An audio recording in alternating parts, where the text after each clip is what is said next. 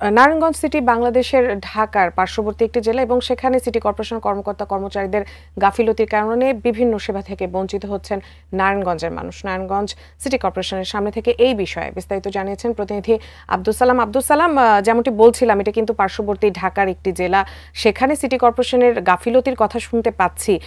কি দেখছেন আপনি সেখান থেকে, সরাসরি জানাবেন।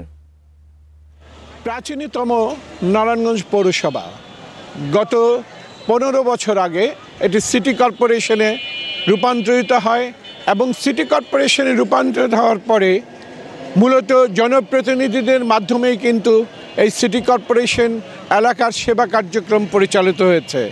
সাম্প্রতিক পট পরিবর্তনের পর জনপ্রতিনিধিদের কার্যক্রম স্থগিত হওয়ার ফলে এখানে কিন্তু সাধারণ মানুষ সিটি কর্পোরেশনের যে সেবা পাওয়ার কথা ছিল সেই সেবা থেকে কিন্তু বঞ্চিত হচ্ছে।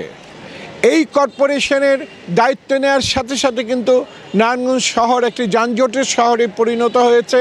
এই যানজটের শহরে পরিণত হওয়ার মূল কারণ সিটি কর্পোরেশন প্রায় 17,000 অটোরিকশাকে তারা লাইসেন্স প্রদান করেছেন এবং এই লাইসেন্স প্রদান করার পরে নারায়ণগঞ্জে কিন্তু এই 17,000 অটোরিকশার পাশাপাশি কিন্তু কমপক্ষে 50,000 অটোরিকশা চলছে এবং যার কারণে কিন্তু শহরে সর্বত্র একটি যানজট হচ্ছে।